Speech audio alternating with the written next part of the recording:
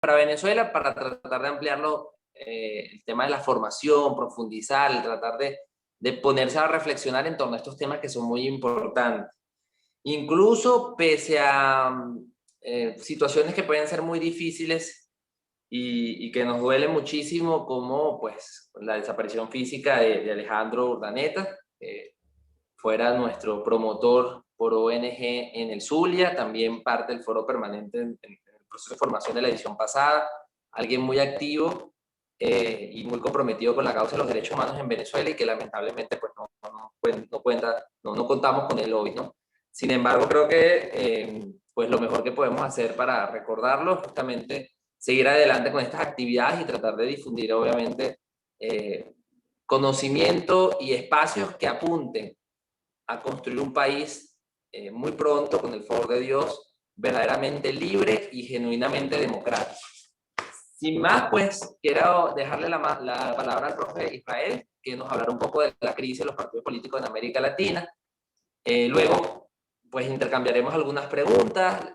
No está de más decirle que mantengan el micrófono cerrado para tener una mejor comunicación, igual que las cámaras. Cualquier pregunta que puedan hacerle también al profesor Israel, la pueden hacer por el chat o piden la palabra. Piden la palabra y le dejamos para que puedan hacer su comentario. Entonces, sin más, profe Israel, usted me va avisando y yo le voy pasando la presentación. Bueno, primero que nada, agradecer al Foro Permanente de Juventudes, agradecer especialmente a Dani por esta invitación, por esta oportunidad para compartir con ustedes. También pedir disculpas por los temas técnicos que retrasaron un poco la presentación, pero nuevamente agradecido. A mí me gusta mucho participar y Dani lo sabe muy bien, todo lo que es la formación de las juventudes, desde la época en que yo formaba parte de la juventud, de una u otra manera. Entonces, en ese sentido, muy agradecido. Vamos a trabajar el día de hoy el tema de la crisis de los partidos políticos en América Latina. La crisis de los partidos políticos en América Latina no es algo que esté despegado o desvinculado, y eso lo vamos a ver un poco el día de hoy, a una crisis que hay en general de la democracia y una crisis de los sistemas de representación en la democracia. Incluso se habla de una crisis de representatividad en las democracias a nivel del mundo. Incluso se habla de esa crisis en países del primer mundo, en países desarrollados, se habla de un proceso de desconsolidación democrática. En países en vías de desarrollo o países que no pertenecen a los países desarrollados se habla generalmente de crisis de autocratización o crisis de la democracia en sí. Pero lo interesante es que la crisis de los partidos políticos está en la médula, o por lo menos una de las expresiones más claras de la crisis misma del proyecto democrático. Y como crisis hay que atenderla, como crisis también hay que verla como una oportunidad para transformar, para tratar de innovar, para ver qué funciones cumplen los partidos políticos. Vamos a la segunda lámina, que da un poco el esquema de sobre lo que vamos a reflexionar el día de hoy, ¿no? La segunda lámina, Dani.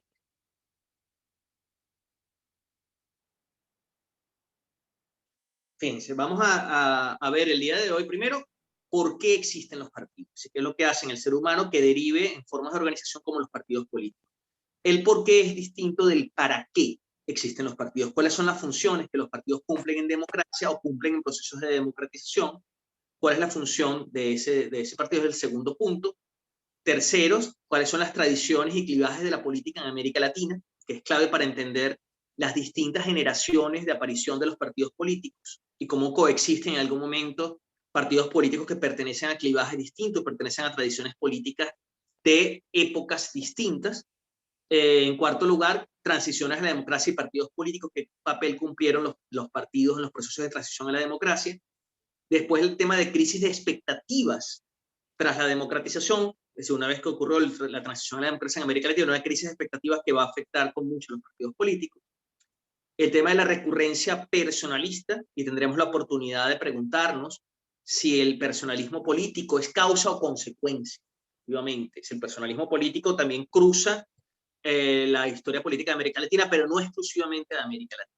Pero la pregunta es, ¿el resurgir o la reaparición de grandes liderazgos personalistas es una causa de la crisis de los partidos, de la crisis general de la democracia, o es una consecuencia de algo que ya ha venido ocurriendo?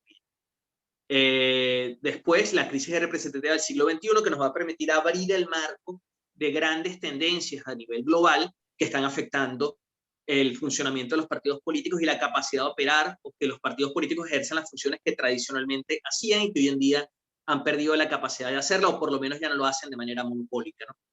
Y por último, algunos casos para estudiar que nos permiten entrar en casos particulares latinoamericanos. Vamos a la tercera lámina, ¿no? En la tercera lámina, con una imagen del siglo XIX, de disputas políticas en el siglo XIX, dice por qué existen los partidos políticos en principio, ¿no?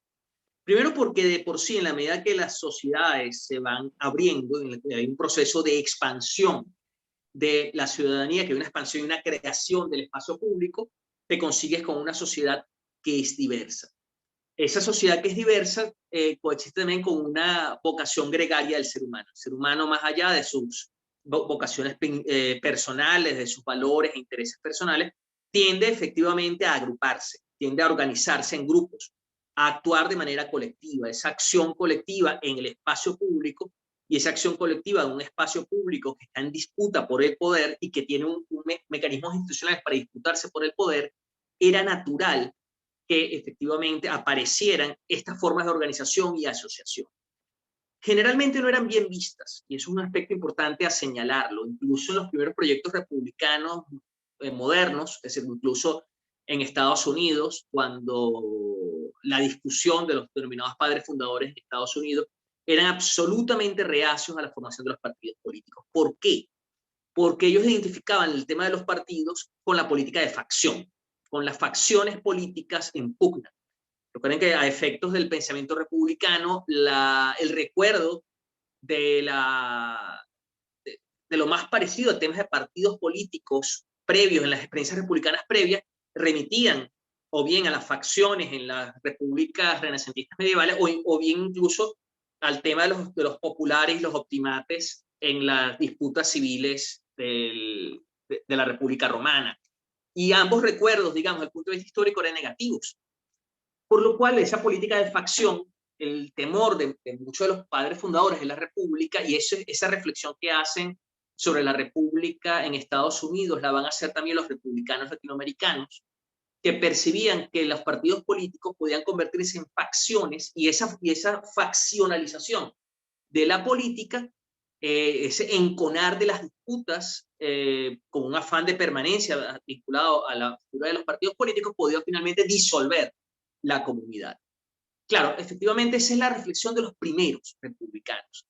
Y la reflexión de los primeros republicanos dio pie a enfrentarse con la realidad. La realidad es que la misma característica de la ampliación de la ciudadanía en sociedades que son diversas y que hay intereses, que los intereses se agrupan, se organizan y disputan el poder político, es natural, no natural, es culturalmente natural, si viene dentro de la lógica de la expansión de la ciudadanía, que aparezcan efectivamente los partidos políticos para organizar la disputa por el poder, y organizar y articular intereses distintos.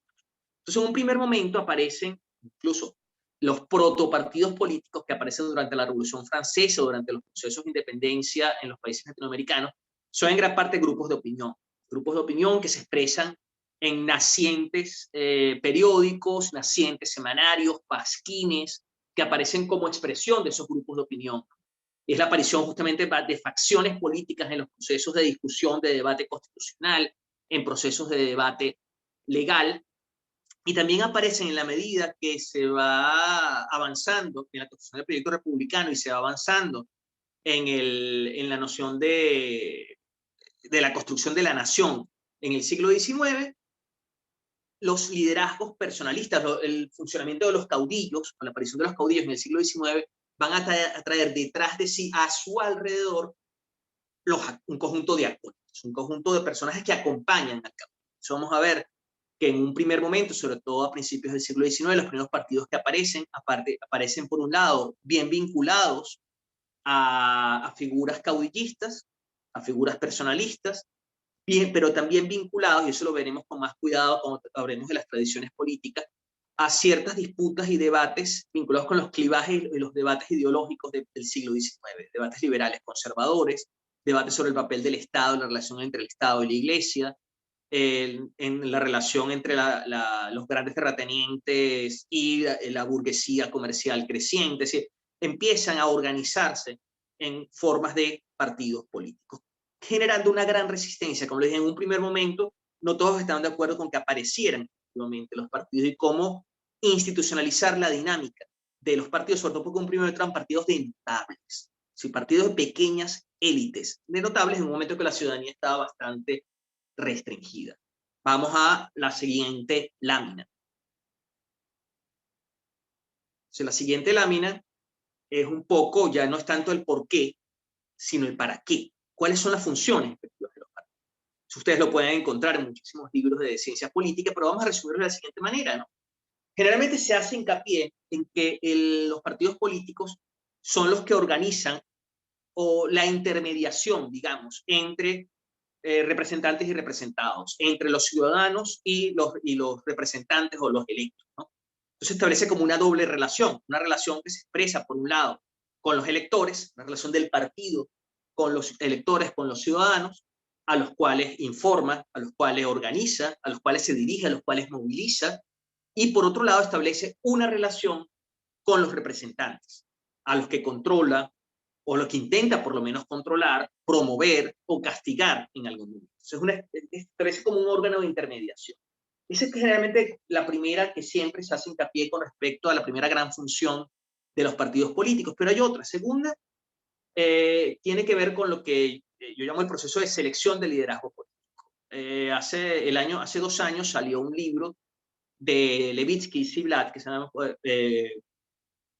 Cuando mueren las democracias, criticando un poco lo que había pasado con Trump, y ellos hacían hincapié en que el Partido Republicano en Estados Unidos no había hecho el efecto de cribado, el efecto de filtraje, que es una de las funciones vitales de los partidos políticos. ¿Qué tiene que ver ese efecto de filtrado o de cribado?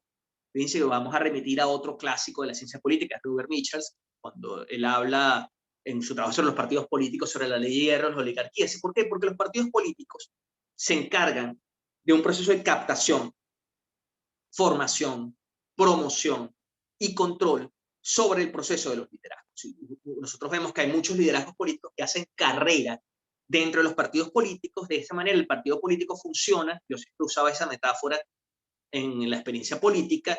La militancia en un partido político, la carrera dentro de un partido político funciona al mismo tiempo como trampolín y como soga. Es decir, en el sentido como trampolín porque te permite proyectarte. De hecho, te prepara para proyectarte, te va a formar para proyectarte, te va a colocar como candidato para esa proyección, te va a dar incluso unos equipos alrededor para fortalecer algún ejercicio de liderazgo, pero al mismo tiempo es una soga que te pone un control. Te pone un control, el liderazgo no hace lo que le da la gana, el liderazgo tiene que remitirse a un partido político, tiene que remitirse a un liderazgo colectivo, la expresión de un liderazgo colectivo que se expresa en ese partido, tiene una responsabilidad para con el partido que lo ha ido formando, lo captó en un primer momento, lo formó, en el cual hizo carrera, lo promovió y trata de alguna manera de controlar. Por otro lado, otra función que hacen los partidos políticos es lo que llaman articulación de intereses y la construcción de programas integrados de gobierno. ¿Por qué? Efectivamente, si tú tienes una población en la cual hay 25 millones de habitantes y esos 25 millones de ciudadanos votan por lo menos 13 millones, tienen opinión política recurrente por lo menos 6, 7 millones, cada uno tiene de por sí intereses distintos, valores que pueden ser distintos unos con otros, no necesariamente las opiniones son compatibles la una con las otras. Efectivamente, en una gran multiplicidad de opiniones, de perspectivas, de percepciones, una de las funciones claves de los partidos políticos es un proceso de articulación de intereses distintos, y con esa articulación de intereses distintos son capaces de recolectar y organizar todas las demandas que pueden provenir de la sociedad, las organiza desde el punto de vista ideológico, las organiza desde el punto de vista de un programa. Parte de la articulación no solo lo hace con los ciudadanos en general, sino lo puede hacer con ciudadanos organizados en otro tipo de asociaciones, bien sean grupos empresariales, grupos sindicales, movimientos obreros, movimientos campesinos, ONG, sociedad civil, y trata de articular y presentar un programa conjunto que pueda ser expresión de algo coherente y algo que se pueda convertir en políticas públicas. Un poco se usa la idea del mecanismo de un input y output, que es como un mecanismo muy mecanicista, muy funcionalista, pero que se puede entender en ese sentido. Recibes un conjunto de demandas, de expectativas, de valores, de opiniones, de deseos, y tienes que presentar un conjunto de políticas públicas, ¿no? Y de una otra manera el partido funciona para convertir lo uno en lo otro, ¿no? Por otro lado, también tienes la presentación de propuestas políticas alternativas a la sociedad, está vinculada con la articulación de intereses y la presentación de propuestas políticas a la sociedad. Y por último, contribuye al proceso de socialización política. Es decir, de una manera los partidos ejercen pedagogía política, son constructores de ciudadanía. Hay muchísima gente que se incorporó. Yo recuerdo cuando yo era niño, y entre mis primeros recuerdos de niñez era justamente la militancia política de mis padres. Mis padres me llevaban cuando niño a las casas de partido en Catia, en La Pastora, en el Valle. Y entonces así yo, siendo niño, tuve unos primeros espacios de socialización política. Y de alguna manera, entonces los partidos pueden llegar a ser sitios de educación para y por la política. Son las funciones que realmente pueden ser un partido. Vamos a la otra lámina que nos va a llevar al tema de América Latina. Obviamente, como les dije, la aparición de las primeras disputas políticas por el liderazgo en América Latina no se expresaban tanto en partidos políticos. Como les dije, posteriormente, alrededor de los seguidores del caudillo, se van a formar algunos de los primeros partidos del caudillo, de los caudillos, ¿no? Se van a formar también grupos de opinión de las élites dominantes. El primer clivaje con claridad es el de liberales y conservadores, lo vamos a estudiar con algún detalle posteriormente. Después viene ya en el siglo XX lo que llaman la erupción de lo nacional popular, ¿no? Partidos nacional populares, el caso que todos conocemos, en el caso venezolano es Acción Democrática, pero así como está Acción Democrática en Venezuela, puede estar también el Partido Aprista Peruano, el APRA, en el Perú, está el Partido Liberación Nacional en Costa Rica. Sí, ese tipo de partidos nacional populares que aparecen alrededor de los años 30, 40 en América Latina, ¿no? Por otro lado, efectivamente, esto va a coincidir con la irrupción del movimiento obrero, del mundo obrero, de los movimientos campesinos, una sociedad mucho más densa, mucho más organizada, mucho más combativa, un proceso de democratización de los años 30 en adelante, donde hay una disputa que se combinan las disputas políticas por disputas de lo que llamarían los marxistas disputas de clase, o de grupos de interés, pero de grupos que tienen que ver incluso con algún anclaje a nivel de clases sociales, ¿no? Y efectivamente, por otro lado, vemos también una transformación progresiva de las élites conservadoras. Entonces tú ves una evolución general de tradiciones y clivajes de América Latina que muy bien lo explica, próxima lámina, Alfredo Ramos Jiménez en su trabajo sobre los partidos políticos latinoamericanos. Este trabajo editado por la Universidad de los Andes, y yo se lo recomiendo, es uno de los mejores trabajos. A mí me parece un trabajo extraordinario para analizar temas de partidos políticos de América Latina.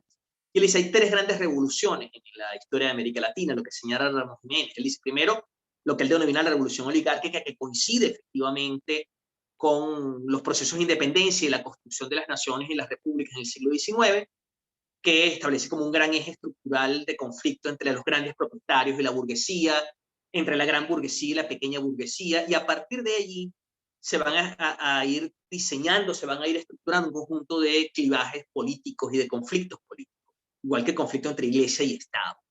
Después viene efectivamente el segundo momento, digamos entre los años 30, entre el crack de 1929 y la Segunda Guerra Mundial, que es el momento nacional popular, que ya el conflicto es entre la burguesía y la clase obrera, por ejemplo, o entre la oligarquía, en los sistemas que eran más cerrados, más oligárquicos, y lo que se denominaba en aquel momento la masa popular. De ahí viene un poco la denominación de movimientos nacionales populares, ¿no? Y parte del eje en la construcción del Estado era ese conflicto y esa tensión que era parte del debate de la época entre imperialismo y nación. Reconoce Ramos Jiménez un tercer momento, que es el tema de la revolución democrática. Pues es difícil ubicarla. En el caso venezolano probablemente son justamente los años 60, los años 50 y 60. En otros países ya tiene que ver con los años 70 y 80. Primero es la disputa Estado-mercado, por un lado, y la disputa entre autoritarismo y democracia. Cada una de estas disputas, que son disputas sociales y son disputas políticas, van a definir un conjunto de familias políticas. Vamos a la siguiente lámina, ¿no? La siguiente lámina es esta genealogía de los partidos políticos latinoamericanos. Aquí vemos las tres revoluciones que les he señalado, los grandes clivajes que hemos mencionado, y vemos abajo en los partidos, cuando aparecen efectivamente los partidos conservadores y liberales, que corresponden a los conflictos de principios del siglo XIX, incluso los partidos radicales, por ejemplo el caso de la Unión Cívica Radical en Argentina, el Partido Radical en Chile, que todavía existe como Partido Radical Socialdemócrata, los partidos radicales que existieron en Paraguay, en Perú, que aparecen a finales del siglo XIX como una ruptura dentro de los partidos liberales. Vemos también la aparición de los partidos socialistas, comunistas y revolucionarios a finales del siglo XIX y a principios del siglo XX, que coincide también con la aparición de los movimientos nacional populares en la misma época, ¿no? Nacionalistas y populistas o nacional populares, de diversos tipos, ¿no? Hay movimientos nacional populares mucho más conservadores y mucho más personalistas, como es el caso del peronismo argentino, o movimientos que están mucho más a la izquierda, puede ser el caso del MNR boliviano, o el caso de Acción Democrática, que era un partido de izquierda, exacto, de izquierda democrática. Y en la tercera tienes efectivamente partidos socialdemócratas y democristianos, y lo que denominan partidos neoliberales o neoconservadores en la tercera, en el tercer momento. Eso es como trazar el mapa general. Vamos a la otra lámina, ¿no? Porque esta lámina, las láminas anteriores eran como más conceptuales. Estas láminas empiezan a ser como más históricas, ¿no? Y aquí justamente podríamos hablar justamente del tema de las transiciones. Fíjense, ahí tenemos la imagen de Patricio Aylwin, el primer presidente de la restauración de la democracia en Chile, que fue la última transición a la democracia que se dio en América Latina, que empezó su transición en el año 78 y la termina en el año 89-90, en el caso de Chile. Entonces, claro, los partidos políticos tuvieron una gran importancia en los procesos de transición a la democracia en los años 70 y 80, ¿no? Porque, de una u otra manera, los acuerdos entre los sectores autoritarios, entre los acuerdos internos, por ejemplo, los acuerdos que podía haber dentro del movimiento democrático, tenían en los partidos políticos el órgano central o fundamental. Los partidos políticos funcionan también como intermediador con los grandes movimientos de movilización, todo el proceso de movilización con el movimiento obrero u otros movimientos, y también para articular el reto o los acuerdos con las estructuras autoritarias militares. Entonces, claro, ¿cómo salir de los militares? Los acuerdos y negociaciones que dieron pie a los procesos de transición a la democracia. Gran parte de los partidos políticos eran clave en este proceso. Entonces eran los grandes intermediarios entre las élites autoritarias militares y los movimientos sociales democratizadores. ¿Quién es el interlocutor? Eran los interlocutores privilegiados. Por otro lado, tenían un papel como movilizador y también como apaciguador en determinados momentos. En el momento que le interesaba movilizar, tenía una capacidad para hacerlo porque era reconocido, los líderes políticos del partido político eran reconocidos con capacidad para intermediar y para señalar una dirección y un momento de movilización, o para un momento de apaciguamiento, un momento más bien para bajar los ánimos en algún momento en que fuera necesario, ¿no? Bueno, la relación de los partidos con el movimiento obrero, con la Iglesia Católica, con el sector empresarial, que fueron aspectos claves en el proceso de estructuración e institucionalización de la democracia. Y para acceder, eso es otra cosa interesante, las transiciones a la democracia en muchos de los países latinoamericanos terminaron en procesos constituyentes, en redacción de nuevas constituciones. Y aquí nuevamente los partidos políticos fueron grandes articuladores y fueron grandes integradores en materia de programa para que estas constituciones se parecieran al país, se parecieran un poco a lo que necesitaba el país y a lo que el país estaba allí presente. Vamos al próximo, a la próxima lámina, porque nos va a explicar el tema de la crisis. ¿Por qué? Porque efectivamente una de las características de las transiciones a la democracia en América Latina es que coincidió, si uno revisa, los años 80 son los años de transición a la democracia en América Latina, justamente es llamada al mismo tiempo, desde el punto de vista económico, la década perdida, porque es la década de la crisis de la deuda, de una gran crisis económica, y entonces esas democracias que apenas están surgiendo, que están apenas apareciendo en el escenario, tienen que enfrentarse con una crisis económica gigantesca y con la necesidad de hacer reformas económicas, lo que era el consenso de Washington, como se llamaba en aquella época, unas reformas estructurales, unas reformas del Estado, que eran muy distintas a las expectativas que se tenía con respecto a la democracia. Entonces, ¿qué es lo que va a ocurrir con la democracia en América Latina? Que es muy distinto la expectativa de cambio social que acompañaba los procesos de transición a la democracia con el cambio, la relación entre cambio político y cambio social que ocurre después de las transiciones.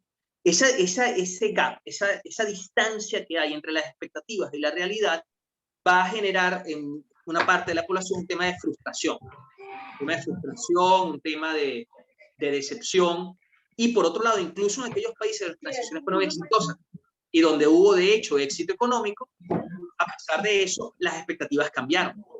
Y ese cambio general en las expectativas genera nuevas expectativas, y esa novedad en materia de expectativas genera más presión sobre el sistema. Fíjense que nosotros cerramos como la foto de Patricio Aylwin, primer presidente chileno de la transición, y colocamos acá las manifestaciones de hace 2 años en Chile. Porque efectivamente lo que cambiaron fueron las expectativas. Esta es una nueva generación que tiene nuevas exigencias, que tiene y ya no se sienten representadas por lo que habían sido los partidos que ya empiezan a llamar partidos tradicionales. Eso genera una brecha en materia de representatividad, una brecha en materia de representación. Vamos a la próxima lámina. Esa próxima lámina, fíjense que te habla de la aparición justamente, una de las expresiones de la crisis de los partidos políticos y de la crisis de la relación entre los partidos políticos y la sociedad, es la recurrencia del personalismo político. Fíjense que aquí tenemos en la imagen, antes que apareciera Chávez en escena, en los años 90, parte del debate era sobre la democracia delegativa y la elección de hiperliderazgos, de grandes líderes personalistas que llevaban a cabo reformas que se veía o se percibía que los partidos políticos no tenían la capacidad efectiva para realizarlas. Desde ahí tenemos a Alberto Fujimori, que se convirtió efectivamente después de ser electo como un líder populista, neopopulista en el año 90, se convirtió en un dictador en el año 92 al cerrar el Congreso, inhabilitar o ilegalizar los partidos políticos, poner a perseguir a los políticos opositores, y se mantuvo como un dictador durante 8 años. Y por otro lado tienes el caso de Carlos Menem, por ejemplo, en Argentina, que lo tienen en esa imagen, que viene efectivamente del partido peronista, del partido justicialista, del peronismo, pero que tenía un gran liderazgo personal y concentraba en su mano, y por efecto también de la población que votaba para eso, porque lo interesante de la democracia delegativa, un primer caso de Menem es claro en esto, es que hay gente que deposita el voto a favor de un líder para que el líder haga lo que le dé la gana. Es como si le diera un cheque en blanco. Hay una parte de la población que está dispuesta a entregarle a esto para que haga reformas radicales y que le pase por delante y por encima de otros liderazgos que le hagan resistencia. Fíjense que eso es transversal, puede ser de izquierda o de derecha, lo vimos claramente con el caso de Chávez, pero cuidado, parte de lo que pasa con Bukele en El Salvador es parte de esa expresión también. Hay una especie de cheque en blanco para que él haga lo que tenga que hacer. Entonces, no hay una relación institucionalizada, sino una relación personal. Entonces, claro, hay una interrelación entre los fuertes liderazgos personales y algunos partidos políticos en el siglo XXI. Aquí mencioné el caso, porque aquí yo hago una distinción entre el fenómeno Chávez, que es un fenómeno muy personalista del militarismo radical de los años 2000, y un caso distinto, que son los casos de Evo Morales y de Lula da Silva. ¿Por qué? Porque tienen una historia propia, y una historia propia que es independiente del fenómeno Chávez, fenómeno chavista. Ellos van a cabalgar en la ola, sobre todo el caso de Evo, pero no son parte de la misma dinámica. Efectivamente, en el caso de Evo Morales, tiene que ver con el movimiento de los indígenas, el movimiento indigenista. Y en el caso de Lula, con el Partido de los Trabajadores, que era como el gran partido, es decir, digamos, durante mucho tiempo, el único gran partido nacional de Brasil, en medio de un conjunto de partidos de formación regional, era el PT, el Partido de los Trabajadores, vinculado desde el punto de vista rural con el movimiento de los sin tierras, vinculado con un gran movimiento sindical, un gran movimiento obrero, sobre todo en el norte del Brasil. Pero fíjense que en personalismo del siglo XXI, puedo mencionar aquí el caso de Rafael Correa en Ecuador, que también con su idea de revolución cívica, parte de la ciudadanía del Ecuador le entregó un cheque en blanco, y de hecho fue determinante Correa no solo para su propia elección, sino la elección de su sucesor, y hasta hace pocos días podías incluso tener la posibilidad de elegir a un tercer sucesor, la importancia de la personalización. Y por otro lado, del otro lado del espectro político, Álvaro Uribe en Colombia, ¿no? La gestación del Centro Democrático, que es fundamentalmente el partido uribista. El tema del uribismo. Vamos a tener la oportunidad de ver el caso de Colombia con más detalle. Vamos a la otra lámina, que es como el cierre de estas láminas más globales, ¿no? Que es la crisis de representatividad en el siglo XXI. ¿Por qué? Porque estamos hablando de un fenómeno que no es exclusivamente latinoamericano, pero tiene expresiones latinoamericanas. ¿Por qué? Porque en primer lugar hay un trastorno identitario, para ponerlo de esta manera, en materia de identidades colectivas. que ya había un trastorno identitario. Suena como si fuera un tema psicológico. Bueno, no es psicológico, es un tema político. Generalmente había un conjunto de mapas de identidades colectivas o de actores colectivos muy clásicos, muy tradicionales. El movimiento obrero yo creo que es como el paradigmático, pero pueden ser el movimiento campesino, pueden ser incluso los partidos políticos vinculados con los obreros o los campesinos. Y las identidades de clase eran muy importantes en el siglo XX y todo eso se ha diluido. La disolución, digamos, de las identidades tradicionales ha traído consigo, se ha dado al mismo tiempo a la explosión o la emergencia de nuevas identidades muchísimo más variables, muchísimo más dispersas, muchísimo más volátiles. Entonces ya no queda muy claro a quién representan los partidos políticos. Un ejemplo que va más allá de América Latina. Caso España, Partido Socialista Obrero Español. El Partido Socialista Obrero Español, en su gran momento de expansión, no solo fue votado por los obreros, fue votado por obreros, por las clases medias, por los intelectuales, por una gran pléyade que constituyeron efectivamente un sector modernizador y democratizador de la sociedad española. Pero las identidades que estaban vinculadas a esos partidos políticos se han diluido. Partido laborista, los partidos laboristas, los partidos socialdemócratas, ya no saben a quién le están hablando, dónde están. Y durante mucho tiempo lo que hacían era tratar de ser un catching all, de tratar de agarrar, ser un partido todero, un partido que le brindara a todos. Pero bueno, ¿cuál es tu interlocución privilegiada? ¿Cuál es tu espacio privilegiado? ¿Dónde está tu gente? ¿Dónde está tu militancia central? ¿Dónde está tu núcleo? ¿Dónde está tu piso duro? Eso se ha diluido. Eso es uno de los factores que ha generado una crisis entre los partidos políticos. Igual que la desaparición de los referentes institucionales. Antes había los principios de autoridad dentro de los partidos políticos, dentro de la sociedad, estaban relativamente establecidos. Y la gente de una u otra manera no acataba, pero por lo menos respetaba algún tipo de referente de autoridad institucionalizado, como lo eran los partidos políticos. También se ha ido disolviendo. Por otro lado, también vemos una desconfianza ante la acción colectiva. Esto se ha hecho que la expresión individual no acepte intermediación o no acepte intermediarios. Al no aceptar intermediarios, entonces buscas la manera de construir canales directos. Incluso las tecnologías han tenido esa facilidad de crear canales directos en los cuales ya tú no crees necesitar o pareces no necesitar que haya ningún tipo de interacción, sino tú te acercas directamente al representante y tú le pasas por delante a todo lo que eran las órganos de intermediación. Claro, el ejercicio de articulación o intermediación que hacían los partidos políticos de pronto deja de ser importante, deja de ser útil y el partido pierde ese monopolio, pierde esa capacidad y empieza a ser competido por lo que habla de la gente directamente o por organizaciones que son mucho más volátiles. Por otro lado, eso también ha motivado que el espectro político se fragmente. Lo vemos anteriormente, hace unos años, incluso tras los procesos de democratización, los sistemas de partidos tendían, se decía que en la medida que las democracias maduraban, terminaban o generaban generalmente sistemas bipartidistas, ¿no? AD y COPEI, Partido Liberal y Partido Conservador, el Partido Demócrata y el Partido Republicano, el PSOE, el PP, el Partido Socialista francés y el Partido, digamos, conservador en Francia, laboristas y tories en Gran Bretaña. Es decir, los rojos y los colorados en el cono sur. O sea, había una idea de bipolaridad, de bipartidismo en los partidos políticos. Bueno, ¿qué ha pasado? Que hay una fragmentación política de tal manera, y lo vimos ahorita en el caso de Perú, que los partidos políticos tienen 10, 11, 8.7, tienen una dispersión, una fragmentación tal que es mucho más difícil llegar a los acuerdos, sobre todo si no hay ni voluntad política ni experiencia en materia de construcción de acuerdos o coaliciones. Fíjense, en el caso de los regímenes parlamentarios, eso te obliga, de hecho, a entrar en dinámicas digamos, de coalición, gobiernos de coalición. Es un aspecto que es importante señalar porque no es un fenómeno exclusivamente latinoamericano. Claro, en América Latina se nota menos por el régimen presidencialista.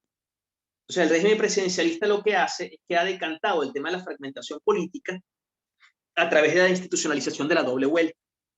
Pero la doble vuelta lo que hace, obviamente, es que genera una polarización, digamos, forzada entre dos de los grandes actores para la hora del presidente, pero no sustituye la fragmentación política, sigue existiendo la fragmentación política, solo que ha sido postergada a efectos de elegir un presidente que sea lo más representativo, por lo menos de la coyuntura de la segunda vuelta. En los regímenes parlamentarios, como es el caso de los regímenes europeos, lo que tú ves son ejercicios de coalición que parecen un laboratorio de siglas difíciles de control. Y de hecho, hoy en día casi todos los gobiernos europeos son gobiernos de tipo parlamentario, ¿no? En el caso latinoamericano, la doble vuelta genera el tema de presidencial, pero no evita que haya una fragmentación política abajo, lo cual incluso dificulta en términos de gobernabilidad, ¿no? Muy bien, vamos a ir a los casos para estudiar un poco lo que vamos a cerrar rápidamente, ¿no? Y vamos a tener la oportunidad de conversar. Vamos a la siguiente lámina. Fíjense, en la siguiente lámina estamos viendo al señor Andrés Manuel López Obrador, el caso mexicano. El caso mexicano es un caso interesante. Fíjense que tiene 4 grandes partidos. El caso del PRI, que es el partido que hegemonizó de una u otra manera durante 70 años la política mexicana. Era una cosa muy extraña. Se hablaba de que hoy en día no hay, hoy en día sería algo absolutamente impresentable tener un partido político que hegemonizara a todos durante 70 años un régimen político, pero hubo una época que se hablaba de democracia a la mexicana. ¿Qué es una democracia a la mexicana? Una democracia donde siempre gana el mismo partido a lo largo, década tras década. Entonces, claro, efectivamente, eso que ya no es admisible hoy en día es lo que hace que se hable del año 2000 como la última transición a la democracia, partiendo de que el régimen del PRI no era propiamente un régimen democrático, sino un régimen de partido hegemónico.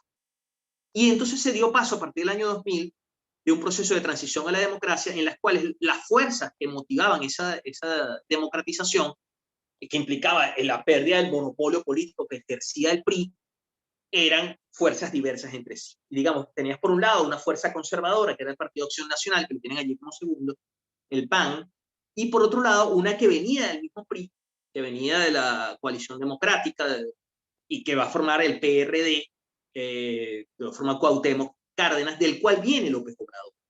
Vienen del mismo PRI, critican fundamentalmente no solo el tema del autoritarismo priista, sino critican también las reformas económicas que empezó a hacer el gobierno mexicano a partir del año 82, a partir de Miguel de la Madrid, y critican lo que sería toda la agenda neoliberal de los años 80 y 90, ¿no? De ahí viene López Obrador.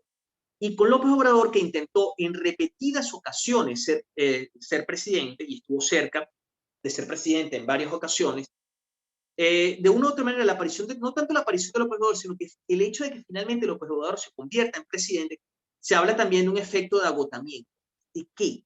Efectivamente, después de la hegemonía del PRI, hubo 3 gobiernos, de los cuales 2 no eran priistas, el gobierno de Vicente Fox, el gobierno de Felipe Calderón, y finalmente el retorno del PRI con Enrique Peña Nieto. Y lo que hay en una parte importante de la ciudadanía mexicana, un efecto nuevamente de crisis de expectativas, de que la transición a la democracia que se dio después del año 2000 no fue suficiente y que un conjunto de cosas no tuvo la capacidad efectiva de estar a la altura de las expectativas. Entonces hay una expectativa de reformas estructurales a través de López Obrador que se convirtió, a efecto de las últimas elecciones, en una mayoría absoluta. Es decir, a diferencia de Fox, de Calderón y de Peña Nieto, que tenían que negociar con el resto de los partidos políticos, que tenían que gobernar en minoría, López Obrador puede finalmente gobernar con una mayoría absoluta. Gobernar como antes gobernaba el PRI, como antes del año 2000 gobernaba el PRI. Claro, ¿qué quiere decir eso? Y aquí viene el tema de las expectativas, porque hay muchísimas expectativas de regeneración democrática, pero al mismo tiempo se le da a López Obrador una especie de carta blanca o de cheque en blanco, se debe delegar, de democracia delegativa, que genera un hiperliderazgo por un lado y genera una estructura, una gran estructura libional que es Morena, el Movimiento de Regeneración Nacional, que tiene grupos de extrema izquierda, tiene grupos más moderados, pero todos alrededor de la figura de López Obrador y con una agenda bastante diversa internamente, por lo cual hay quienes temen fenómenos autoritarios vinculados con este cambio, ¿no? Vamos a la otra lámina. Fíjate, López Obrador gira un poco más a la izquierda. En el caso de Colombia, fíjate, el efecto Uribe es un poco más al sector derecho. Tradicionalmente, Colombia era un caso muy raro en América Latina porque era visto como el sitio en el cual el clivaje más tradicional más había durado. O sea, el bipartidismo entre liberales y conservadores es un bipartidismo que tenía 150 años funcionando, desde 1840. Entonces, bueno, ¿qué es lo que pasaba en Colombia que liberales y conservadores duraban tanto? ¿Y qué es lo que dejó de pasar cuando efectivamente emerge o aparece la figura de Álvaro. Y como Álvaro Uribe crea la figura, la aparición, crea el Centro Democrático, pero irrumpe con una política de lo que llama la política de seguridad democrática. Pero va a estructurar sobre el tema del partido político, el Centro Democrático es el partido uribista. O sea, aquí no hay tanto una plataforma ideológica, no hay tanto una plataforma de ideas, una tradición política, a pesar de que él mismo viene del Partido Liberal, pero él tiene su propia agenda política, una agenda política centrada en el tema de la seguridad, con algunos rasgos populistas también que se han determinado, pero una política de mano dura en general. Entonces, claro, eso frente a los fracasos en los procesos de paz durante el gobierno de Pastrana, y se consigue en Uribe, que había sido alcalde de Medellín, gobernador de Antioquia, que tener la posibilidad de presentar una mano dura frente al fracaso del Estado colombiano para traer la paz. Y efectivamente es votado masivamente, los partidos liberales y conservadores son derrotados y desplazados a la periferia del sistema político, y el peso de Uribe es tan importante que hasta el día de hoy Uribe no solo se eligió, hizo cambiar la Constitución para poder reelegirse. Claro, hubo un conjunto de controles establecidos para eso, pero efectivamente logró modificar la Constitución para asegurar la reelección.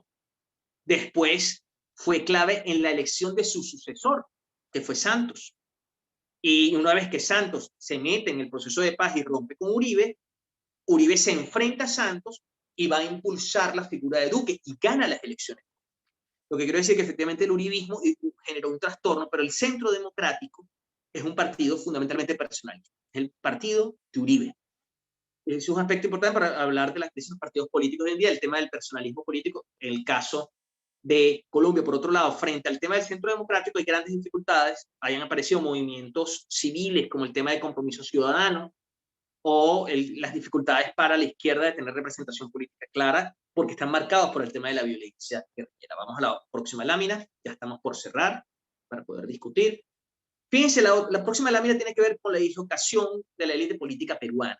Fíjense que hace pocos días, así como hubo las elecciones en Ecuador, hubo la primera vuelta de las elecciones en el Perú, con un resultado que sorprendió a todos, sorprendió a una gran parte, y tiene que ver con esa fragmentación política. Los que van a primera y segunda vuelta no representan el centro político, representan de hecho extremos políticos, y extremos que pueden tener preocupantes rasgos autoritarios de ambos lados, ¿no? Por un lado está efectivamente Perú Libre, que es un partido de ultra izquierda, que llega de primero, pero fíjate, llega de primero con el 19% de los votos. Es muy alejado de lo que habían sido un sistema bipartidista. El segundo, la fuerza popular, es la derecha fujimorista, Keiko Fujimori, por eso está muy clara allí, con el 13%, son los dos que pasan. Por eso este tema aquí de la doble vuelta genera una distorsión. Bueno, ¿cómo hacer entre estas dos opciones extremas que la gente tiene que decidir para que sea un 50%? Claro, ¿por qué ha pasado en el caso peruano? En el caso peruano, primero hubo grandes dificultades para la institucionalización de un sistema partidario. El único gran partido político peruano era el APRA, el partido aprista peruano, el partido fundado por Allá de la Torre, esos movimientos nacionales populares de los años 30, y quizás el partido democristiano de Belaúnde Terry se sentía como el otro gran partido que había existido, pero de otra manera hubo grandes dificultades para que se institucionalizaran como partido. Entonces siempre ha habido una gran fragmentación política, y esa fragmentación se ha agravado con los casos de Odebrecht. Fíjense, si uno revisa los últimos presidentes peruanos, es dramático, porque todos han sido arrastrados por los casos de Odebrecht, caso de la muerte de Alan García, el caso de Alejandro Toledo, que está huido de la justicia, el caso de Kuczynski, el caso efectivamente del último. Es decir, hay un gran conjunto que están manchados por los casos de Odebrecht, y es transversal, izquierda o derecha. Y eso ha vulnerado la credibilidad y la representatividad de las élites políticas peruanas, y pone en duda toda la estabilidad efectiva de la democracia peruana. Un poco lo que tienen que elegir ahorita los peruanos no lo tienen fácil. Tienen que elegir entre la ultraizquierda y la ultraderecha, entre una herencia de una dictadura y un grupo de extrema izquierda con una agenda bastante radical. Entonces, bueno, esa es la coyuntura que se los ofrece. Caso de Chile, estamos por cerca de terminar. En el caso de Chile, siguiente lámina, fíjate que estamos viendo algo similar en el caso chileno, ¿no?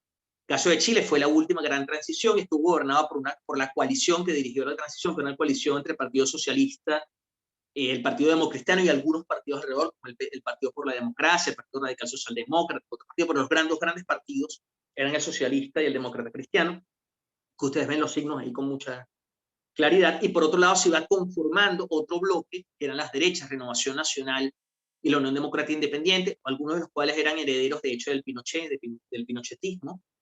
Esa concertación le permitió, durante la democracia, a Chile crecer más y crecer incluso mejor de lo que había crecido durante la dictadura.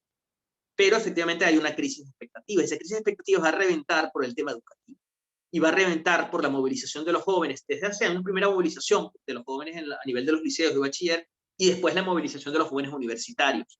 Y eso finalmente va a decantar en unas grandes movilizaciones que ponen en duda el modelo económico y social chileno y van a llevar finalmente a Chile a un proceso de cambio constitucional, que es donde está sumergido hoy en día Chile. Pero está tan fragmentado el mapa político chileno que se está hablando del enfrentamiento entre grandes coaliciones.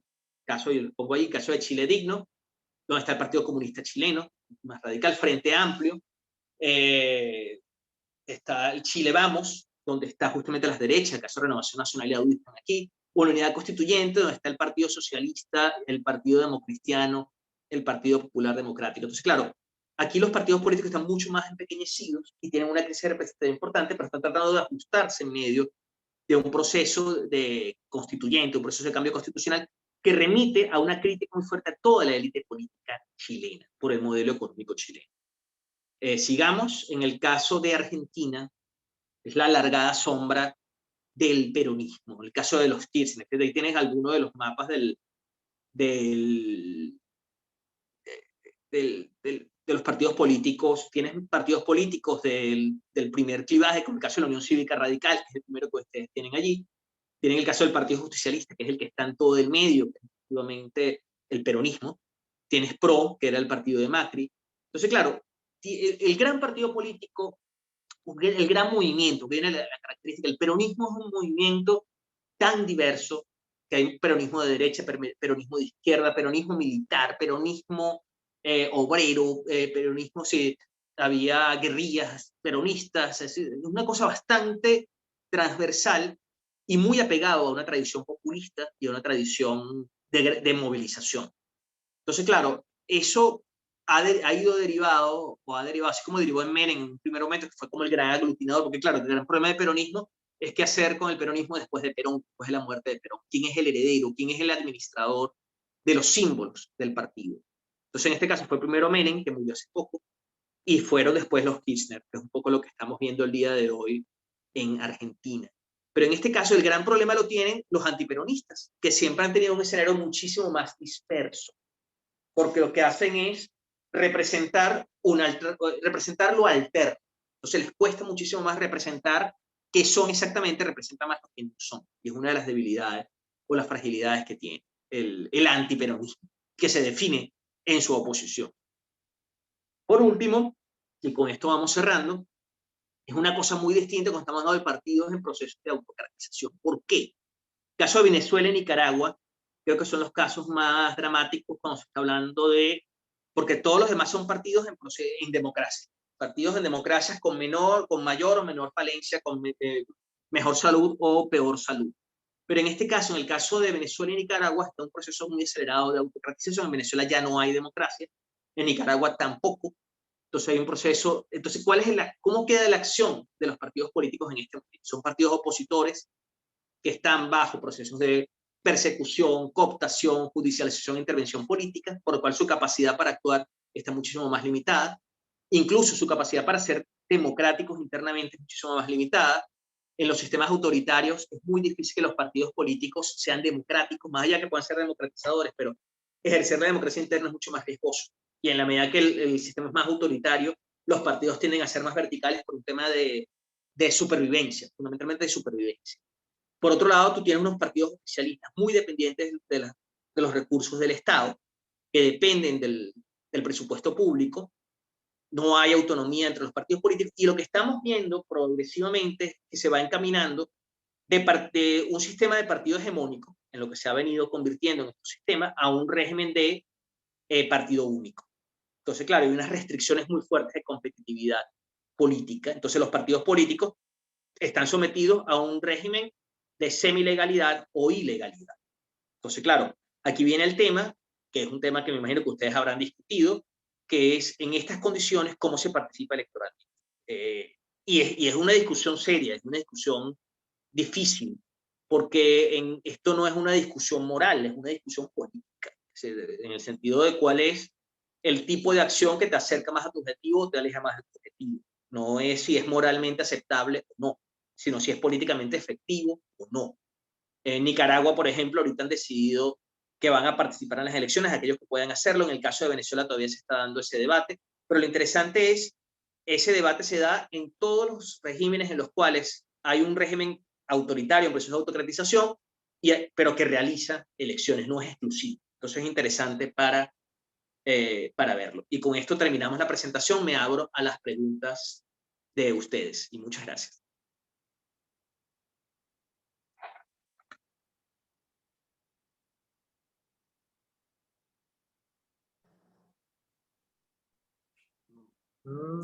Profe, bueno, muy buena su disertación. Déjame dejar de compartir pantalla acá.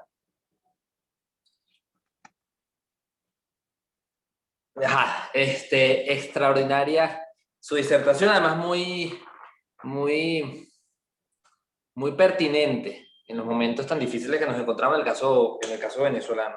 Yo nada más tengo una pregunta y después los participantes, si pueden ir, quienes quieran, levantando su mano para poder participar por el micrófono o por el chat también podemos mandarle las preguntas al profesor Israel. Profe, no, yo lo que quiero preguntarle un poco, ya en esa crisis de representatividad que usted hablaba, que vive la democracia actual, que es un hecho, por lo menos yo leí en estos días el informe de Biden, un instituto que se encarga de medir la calidad democrática, y lo titulaban algo así como la autocratización se ha vuelto viral, es decir, que el mundo pues gira de alguna otra manera hacia regímenes un poco más autocráticos. En ese sentido, ¿cómo juega el populismo allí? Y le pregunto, entendiendo que usted además ha hecho un trabajo muy interesante sobre el tema del populismo. ¿Cómo juega el populismo como un fenómeno político, además bien y muy polisémico? Porque populismo ahorita todo el mundo dice populismo es esto, se utiliza como algo muy a la ligera, ¿no? Pero ¿cómo juega el fenómeno del populismo en estos procesos de autocratización? ¿Y cómo puede jugar incluso en procesos democratizadores también? Porque así como el personalismo puede socavar la base de la democracia, también un personalismo puede ser institucional, como diría Graciela Soriano de García Pelayo, ¿no? Hay personalismos que son necesarios y que institucionalizan el tema democrático. Eso, y lo otro, como también juegan nuevas instituciones que están en el plano político, que ya no parecen ser los partidos políticos. No sé, las ONG, otro tipo de representatividad que en el caso de Donald Trump fue muy evidente, ¿no? Ese outsider que aunque estuvo dentro del partido, el partido republicano, pues también representa otros intereses y otras instituciones que parecen estar jugando también en el tema político actual. Fíjate una cosa, Dani, que me parece muy buena y muy pertinente tus preguntas. Fíjense que cuando estábamos hablando de los partidos políticos en América Latina, en algún momento hablé del tema de la Revolución Nacional Popular de los años 30, ¿no?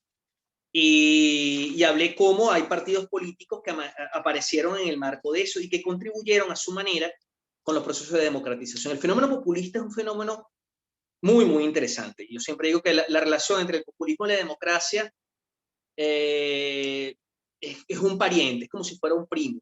Y hay un amigo mío que también trabaja el tema del populismo. Él dice, es como el pariente borracho, como el pariente que viene a una fiesta, tú lo invitas, tú sabes que es familia, pero tú sabes que cuando se toma la segunda cerveza ya se vuelve insoportable. En el sentido de que pierde barreras, que pierde proceso de institucionalización, ¿no? De otra manera, el populismo contribuyó en su momento, en los años, cuando apareció el populismo en los años 30 o los fenómenos nacionales populares, en los años 30, en los años 40, y enfrentándose a regímenes oligárquicos, enfrentándose incluso a regímenes autoritarios. La aparición del fenómeno populista fue parte de los procesos de democratización, porque efectivamente tú tenías unos sistemas cerrados o unos sistemas bien cerrados o bien semicerrados, muy restringidos, y el populismo lo que hacía era tratar de derrumbar la puerta. Si vamos a movilizar, vamos a construir una noción de pueblo, vamos a movilizarnos, ¿no?, en contra de esa pequeña élite que está secuestrando la soberanía popular, y vamos a exigirle, vamos efectivamente a derrumbar ese fuerte, a superar ese escollo y construir efectivamente una democracia. Vale, en ese sentido, en esa época, en ese momento, ese tipo de fenómeno populista contribuyó a la ruptura de barreras que hicieron posible la democratización. Otra cosa es cuando ya la democracia está establecida, cuando ya la democracia está consolidada, que no es el caso de Venezuela, cuidado, pero cuando ya tienes una democracia consolidada, como en muchas partes de América Latina, y vuelve a aparecer el fenómeno populista, cuidado, porque estás enfrentando unas élites, que ya es una élite democrática, te estás enfrentando a unas reglas de juego, que son reglas de juego democráticas, estás enfrentando a unos contra otros, a otros contra ellos, en términos que van más allá de la tolerancia democrática y de la institucionalidad liberal, que es parte del cemento que hace posible que la democracia pueda existir de manera sostenible, pueda sostener que no sea una primavera democrática seguida de muchos inviernos autoritarios, que tú puedas lograr que la primavera democrática permanezca. Y eso requiere un conjunto de instituciones, de garantías, de procesos, de poderes, a los cuales el populismo le interesa. Entonces, en ese sentido, yo creo que el populismo tiene esa doble cara, ¿no? Depende del momento en que aparece. El populismo puede ser una fuerza, en su momento puede ayudar a la democratización, o puede ser una fuerza brutalmente autoritaria. El chavismo en su momento fue una fuerza populista que contribuyó a destruir y minar las instituciones democráticas venezolanas, que ya tenían problemas, que ya estaban porosas. Ellos terminan de demolerlas, y al demolerlas le quitan herramientas a la población para dar su pelea. Entonces, en ese sentido, me parece que eso es clave. Hay una segunda pregunta que tú haces, Dani, que es el tema de las otras instituciones, ¿no? Cuando una ONG participa en política y una ONG empieza a postular candidatos y empieza a hacer, ya dejó de ser una ONG, es un partido. Está bien, me parece. Yo soy defensor de los partidos, he militado en partidos desde que tenía 17 años, es decir, yo toda mi vida he sido, pero ya no es una ONG, ya no es un movimiento social. Claro, efectivamente, hay movimientos sociales que migran a partidos o generan su brazo político. Yo creo que lo clave en esto eran los movimientos obreros. La aparición de los primeros partidos socialdemócratas, partidos socialistas, del Partido Laborista Británico, era el brazo político del movimiento obrero. Entonces los sindicatos construían un partido político y ese partido político daba pie o representaba los intereses de los obreros. Entonces, claro, tú tenías un salto de un movimiento social al tema de la política. Era un partido como instrumento en ese momento un instrumento de clase. En América Latina probablemente ocurrió lo contrario. Los partidos políticos se creaban primero y ellos creaban los sindicatos y ayudaban a crear el movimiento obrero, que era como un escenario inverso. Pero en ese sentido hay que tener cuidado porque una ONG que hace lo que hace un partido es un partido. Aunque le digas ONG, aunque le cambies el nombre, le pongas movimiento, le pongas cualquier cosa, finalmente está cumpliendo las funciones que cumple un partido, por ende, a efectos políticos es un partido. Entonces, no sé si alguna otra pregunta, pueden leerme las preguntas que tengas ahí a la mano, que estoy en el teléfono. Bueno, exacto, sí. Gracias. No, buenísimo, profe. Hay tres personas que quieren hablar, ahí. Claro. Gaby, si me ayudas. Sí, bueno, aquí el primero que levantó la mano fue Michael Mijares. Le voy a dar acceso para que pueda. Listo, Michael. Ok, buenas tardes para todos. Bueno, escuchando la ponencia del profesor, me surgió una duda con respecto a lo que dijo que, bueno, nuestro país está atravesando por un régimen no democrático y por ende las divisiones políticas han surgido y se han manifestado con más auge, en tal caso que ahora vemos una extrema derecha y una oposición radical y una oposición no tan radical, lo que hace que en los procesos electorales que se están viviendo actualmente en nuestro país sean desconfiables. Para un sector de la población, en la pasada elección parlamentaria se pudo ver que la abstención tuvo más de 17 millones de electores que no asistieron a las urnas electorales por la misma desconfianza con lo que se vive actualmente en el país. Profesor, usted hablaba exactamente de esto. ¿Y qué recomienda usted en procesos autoritarios? Si se debe asistir a procesos electorales o hasta que el país no recupere la vía democrática, ¿usted considera que los procesos electorales no son una salida hacia un gobierno de transición? Wow, tema complejo, pero lo preguntaste bien. Como dirían aquí, eh, duro y y a la yugular. El tema es importante y no es una solución sencilla, me explico. En los regímenes autoritarios, en muchas ocasiones ocurren elecciones. Sí. Eh, los regímenes autoritarios hacen elecciones para perder, probablemente no, pero ha ocurrido que hay gobiernos autoritarios que hacen elecciones y finalmente las pierden y termina saliendo a través de un proceso electoral. Sí, sí ocurre. El punto es cuáles son las condiciones para que eso se dé y qué es lo que se necesita en la sociedad para que eso se dé. Yo en general, yo tiendo a ser participacionista, sobre todo por un tema de defender el derecho histórico de la sociedad, que es el derecho al sufragio, a dar la pelea allí donde está. Pero la participación para mí en un contexto autoritario no se da bajo los mismos patrones que se da una participación en un contexto democrático. Quiere decir que en el momento que tú participas, tú tienes que estar muy claro que estás retando al poder. Y entonces eso quiere decir que no basta, si tú vas a participar, si se va a participar, no basta con la participación simple y sencilla. Tiene que haber todo un proceso que lo acompañe, todo un proceso de movilización, todo un proceso de presión por diversas maneras, moverse en diversos tableros para obligar al régimen autoritario a hacer algo que no está dispuesto a hacer, que es aumentar los niveles de competitividad y tener capacidad para ceder poder. Entonces, en ese contexto, si tú logras generar una presión de diversos factores, tú puedes convertir una participación electoral en un escenario de cambio. Por otro lado, tú puedes usar también una participación electoral en escenarios autoritarios con otro objetivo. Les pongo un ejemplo. En los años 40 no había voto universal directo y secreto en Venezuela. El presidente era electo en elecciones de tercer grado. Y a pesar de eso, el Partido Democrático Nacional, lo que después va a ser Acción Democrática, va a postular a Rómulo Gallegos como candidato presidencial sabiendo que va a perder. ¿Qué quiere decir esto? Tú no vas a una elección solo para ganar. Tú vas a una elección para hacer dos cosas, sabiendo que vas a perder. Uno, para promover un mensaje. Para llevar un mensaje, porque una campaña electoral es una oportunidad para movilizar, es una oportunidad para tocar a la gente, es una posibilidad para colocar el mensaje en un sitio que de otra manera no llegaría, porque la gente pone los oídos cuando hay tema electoral. En segundo lugar, para dejar un legado organizativo. Es decir, donde quiera que tú haces un tema de campaña, sabiendo incluso que vas a perder, tú vas a dejar ahí una organización, vas a dejar una organización con tareas, una organización con un mensaje y con un conjunto de tareas para que puedan acumular, ahora sí, acumular capacidades para después movilizarse, para después crecer y dar la pelea y seguir dando la pelea a futuro. Entonces, en ese sentido, un objetivo, incluso bajo regímenes autoritarios de participación electoral, puede ser fortalecer las capacidades de la sociedad para seguir peleando. Aunque no ganes en esa ocasión, pero funciona como un entrenamiento para fortalecer las capacidades para pelear en una próxima ocasión. ¿Por qué? Porque en la medida que no hay participación, que no hay movilización, efectivamente no hay un músculo. El músculo no está entrenado, el músculo ha perdido entrenamiento, ha perdido fortaleza.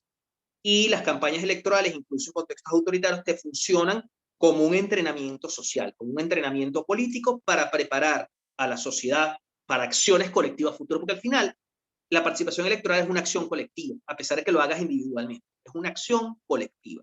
Y eso tiene que dar un mensaje político. No sé si esto ayuda a comprender en qué escenarios esto ayuda o no. Digamos, no se puede participar de cualquier manera, no se puede ir de cualquier manera, o no se puede no ir de cualquier manera. Yo lo que quiero decir es cuáles son las condiciones. Por eso el tema es que no es una disputa moral. A mí siempre me ha incomodado mucho cuando se dan estas discusiones sobre la abstención o la participación en términos morales. Es que no puede ser que nosotros... No, mira, no, el tema no es moral, el tema es político. ¿Te acerca o no te acerca a tu objetivo? ¿Te acerca a tu objetivo o fortalece tus capacidades o no fortalece tus capacidades para seguir dando la pelea? Esa es la pregunta que tienes que hacer. No la pregunta si es moral o no. la pregunta si es moral o no, desde el punto de vista político, perdona que yo soy muy maquiavélico en ese sentido, muy maquiavelo, en el sentido, bueno, ¿te acerca o no te acerca al conjunto de objetivos? O si no lo haces, vas a estar más lejos aún de tu objetivo. Bueno, a partir de ahí tú empiezas a dar negocio. Próxima pregunta, y gracias por la pregunta. Gracias a usted. Sí, aquí tenemos a Jesús Mendoza. Le voy a dar la palabra. Hola, buenas tardes a todos. Profesor, me pareció excelente su ponencia. Tengo dos preguntas que yo las considero cortas, pero bueno, la primera es sobre cuál es la causa de que históricamente, que me imagino que hay más causas de que simplemente seamos países jóvenes, que en Latinoamérica haya tanta inestabilidad política, tanta falta de concretar las fuerzas políticas en general en toda Latinoamérica.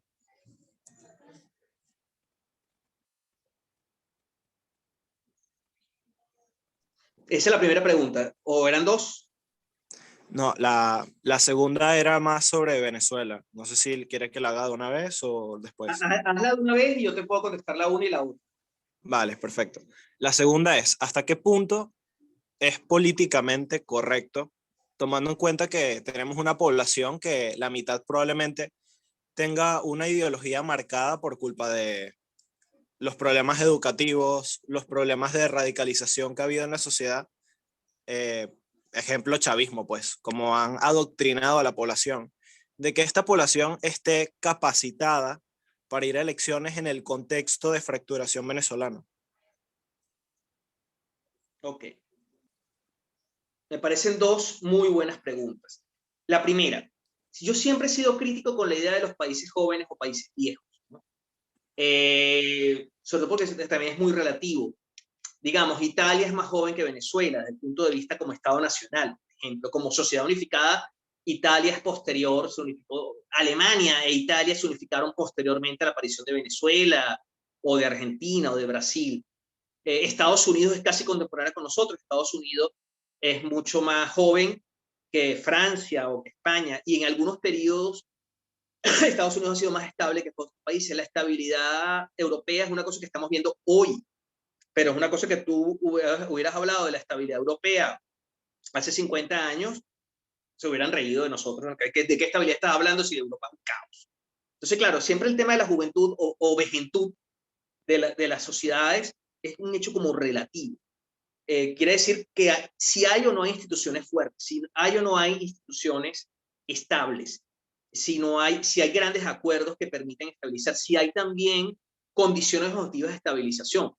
Venezuela vivió su periodo de estabilidad en el marco de la bonanza petrolera, con grandes acuerdos políticos que le permitieron estabilizarse.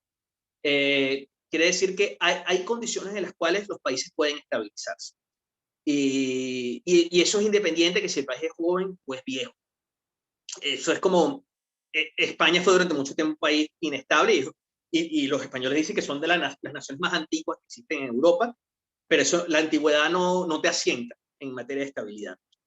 Entonces, claro, hay otros factores. Yo creo que el factor institucional es clave, y el factor de cuáles son las condiciones objetivas, las bases, como dirían unos, las bases materiales sobre las cuales tú puedes estabilizarte, si tienes con qué, y los grandes acuerdos, si existen los grandes acuerdos. La existencia de un Estado de Derecho y la existencia de un sistema de garantías para que el Estado de Derecho funcione. Eso no sé si me acerco un poco, claro, con esto podríamos dedicar una materia entera al tema de la estabilidad de América Latina, pero no sé si con estos puntos, hay un libro que yo les recomiendo a Acemoglu y Robinson, que te puede ser muy útil, que se llama ¿Por qué fracasan los países?, editado por Deusto. Es muy bueno porque habla del tema institucional. Yo creo que es un factor clave el tema institucional. Y ahora vamos a la segunda pregunta, que también es bastante interesante. No hay ningún pueblo preparado o no preparado para la democracia. Ninguno. Venezuela en los años 30, cuando empezó la lucha por la democracia, era un país fundamentalmente analfabeta. Un país de campesinos que estaban muriéndose de hambre, literalmente. Por lo cual, tú dices, ¿cuál es la base ideológica de la democracia venezolana? Bueno, el punto es que el ejercicio de la ciudadanía, yo soy un profundo creyente en la democracia, soy un profundo creyente en la ciudadanía, es como aprender a nadar. Cuando yo estaba en clase, yo lo decía de la siguiente manera, yo le preguntaba a todo el mundo, imagínense esto, háganse esta pregunta, ¿quiénes de los que están aquí conectados en este momento saben nadar? Probablemente la mayoría. Muy bien, ¿quiénes de los que saben nadar aprendieron fuera del agua? Probablemente ninguno. Usted aprende a nadar metido en el agua. El ejercicio de la ciudadanía es similar. Usted aprende a nadar dentro del agua, usted aprende el ejercicio de ciudadanía ejerciendo la ciudadanía. Entonces la democracia se aprende en su propio ejercicio. Generalmente los que señalaban que los pueblos no estaban preparados para la democracia, generalmente eran los autoritarios, porque claro, la pregunta es, ¿quién va a señalar si está preparado o no? Yo cuando me dé la gana de hacer. Entonces claro, en ese sentido los regímenes autoritarios tienden a tratar a la sociedad como si fueran menores de edad y que son unos niños que necesitan ser protegidos, no tienen capacidad para tomar decisiones, mientras yo tomo la decisión por ellos. No. Efectivamente, yo creo que la sociedad venezolana es una sociedad que ha sufrido mucho, pero es una sociedad también que tiene 20 años peleando, tiene 20 años luchando. Aquí no se impuso, en Cuba el sistema totalitario tardó en imponerse 3 años, entre 2 y 3 años. En Europa Oriental, del año 45 al año 48, estaba literalmente aplastada cualquier tipo de resistencia. Venezuela tiene 20 años y no ha dejado de pelear, en unos momentos más, en unos momentos menos, olas que vienen, olas que bajan, mareas que suben, mareas que bajan, pero no ha dejado de pelear. Entonces, en ese sentido, este país que pelea, este país que tiene una experiencia democrática previa, porque también la tiene y la recuerda, es un país que está más que preparado para el ejercicio de la democracia, que efectivamente ha sido sometido a una cháchara ideológica, radical, sí, como otros países en el mundo. Y eso no te incapacita. Eso va a formar, se va a asimilar, eso va a formar parte del bagaje que va a coexistir con otro bagaje político que había sido previo y con otro bagaje que se va a formar posteriormente. Fíjense en el caso de Polonia, Hungría, Alemania Oriental, tuvieron un bagaje cultural radical comunista durante 50 años y ahí están ejerciendo la democracia, unos mejor que otros, unos de mejor manera que otros. Significa que sí es posible no hay que esperar que la población crezca para darle derechos, que ejerce sus derechos y en el ejercicio de esos derechos va a crecer. Así lo dejo. Gracias.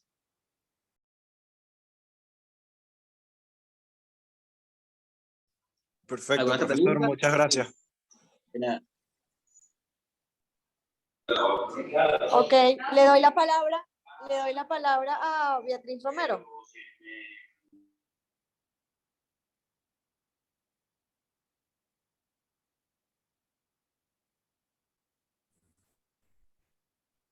Ok, bueno, ¿me escuchan? Te escuchamos.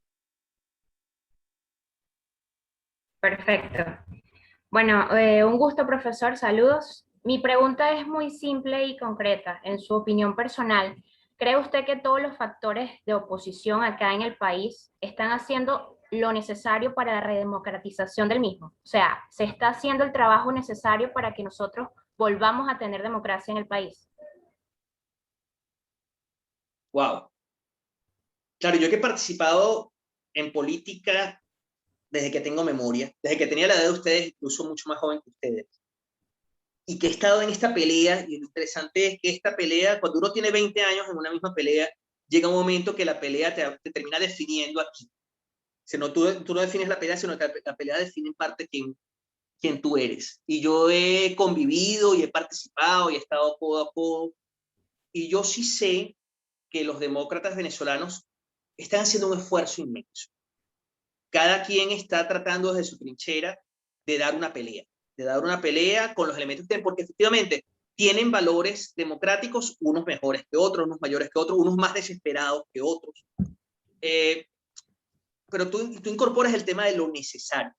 Generalmente dar la lucha en un espacio que no es, bueno, quizás no sea exactamente lo necesario, quizás puedes estar dilapidando capacidades.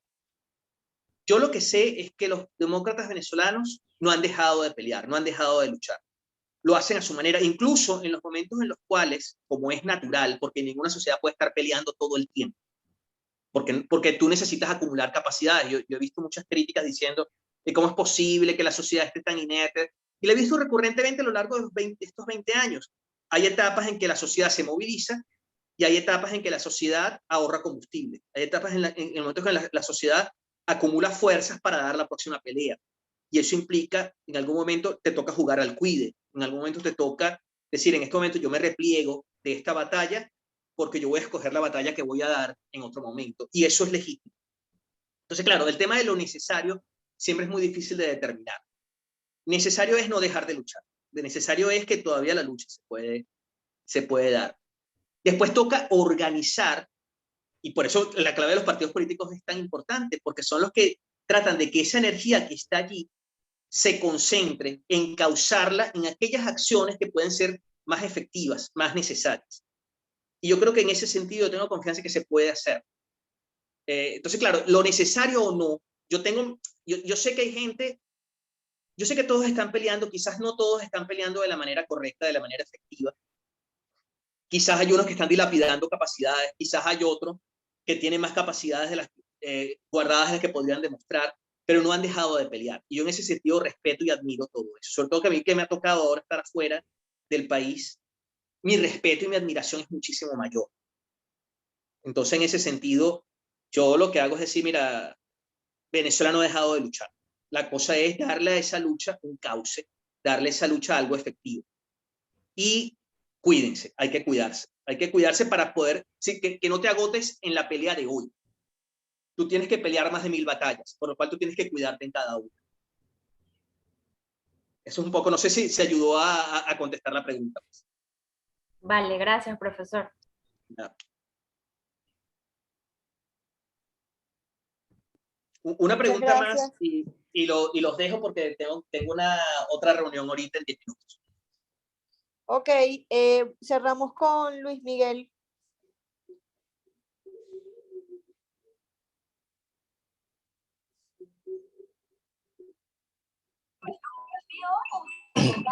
Buenas tardes, profesor, ¿cómo está? Buenas tardes. ¿Qué tal?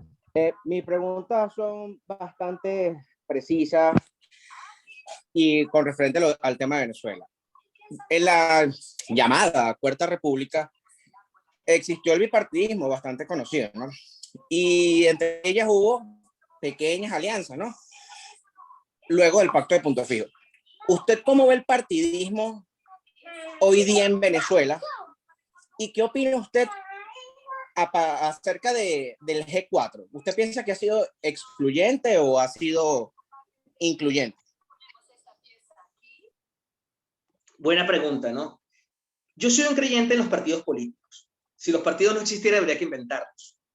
Creo que necesitamos, de hecho, partidos políticos más fuertes, partidos políticos más institucionalizados y con mayor capacidad de movilización y de articulación. El G4, igual que el tema de la MUT en general, cuando uno revisa los 20 años de historia de la lucha de los sectores democráticos en contra del chavismo, tú ves que hubo dos intentos de organizar de organizar a la oposición. Por un lado fue la Coordinadora Democrática y por el otro lado fue la Mesa de Unidad Democrática.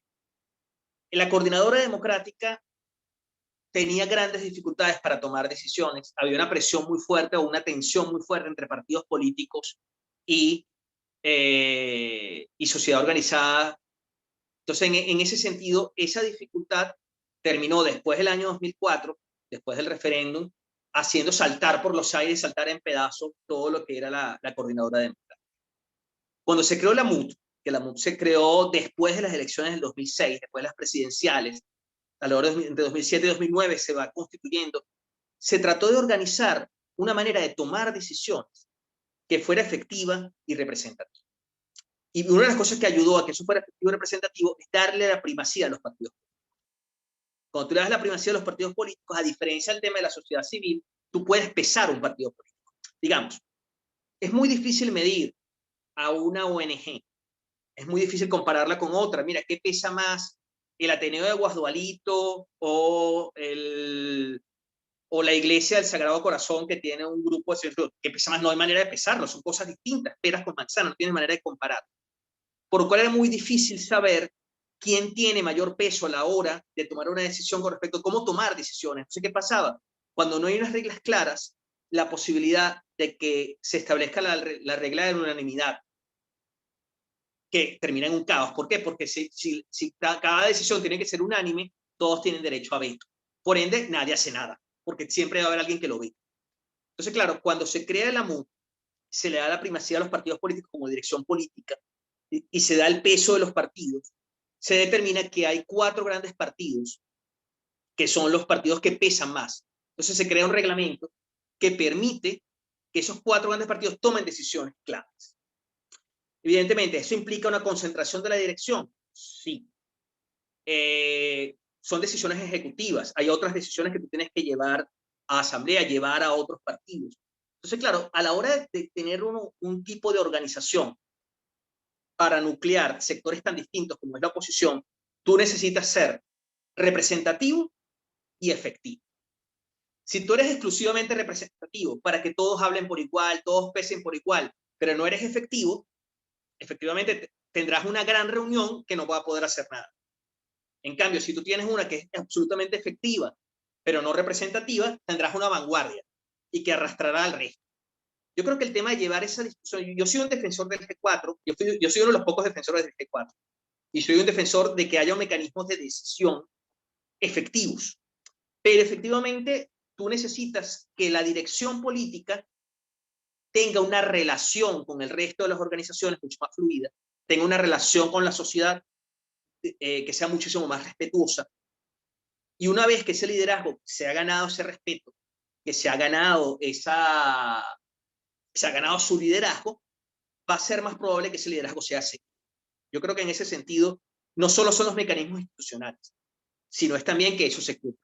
Entonces, en ese sentido, yo creo que tú necesitas que la organización sea representativa, quiere decir que sea lo más unitaria posible, que incorpore a todos aquellos que están metidos dentro de la misma estrategia, porque unitario no quiere decir unánime, siempre va a haber gente que va a quedar por fuera porque no cabe. Y por otro lado, que así como sea lo más amplio posible, sea también lo más efectivo posible, así que tenga capacidad para hacer cosas. Y eso no sé si eso responde a tu pregunta.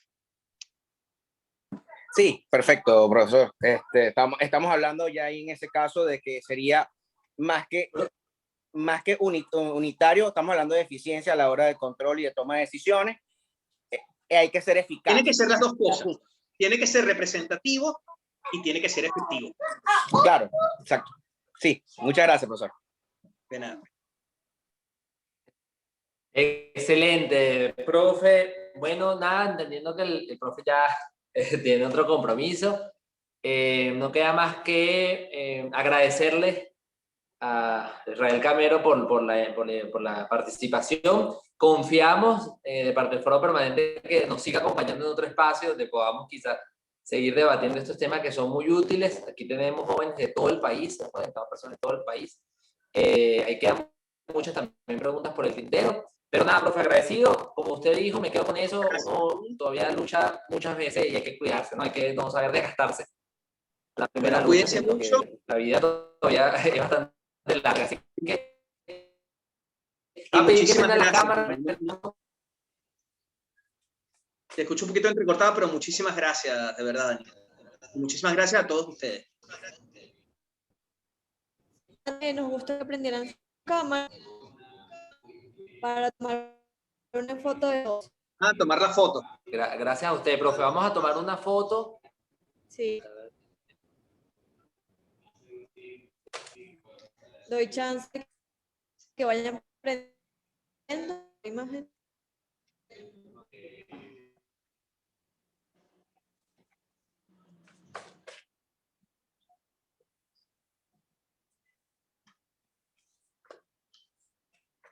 Las redes, pueden compartir las redes, mis redes sociales pueden compartirlas por ahí. Contento de que me sigan por ahí. Israel CG, Israel Camero, Israel Camero Twitter, etc.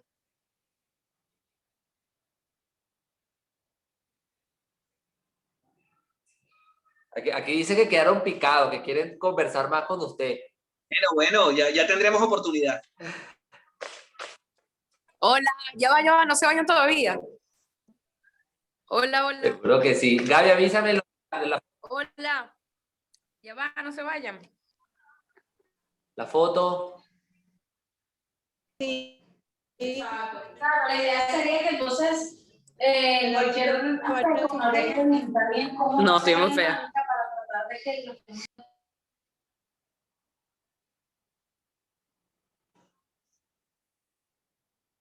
Bueno, listo entonces, ¿no, Gaby? Qué fenomenal esta actividad, es fenomenal. Gracias. Qué bueno que les haya gustado. Buenísima.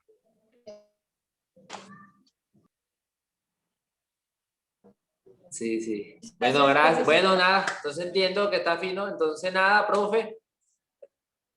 Gracias y estamos en contacto. Fuerte abrazo a todos.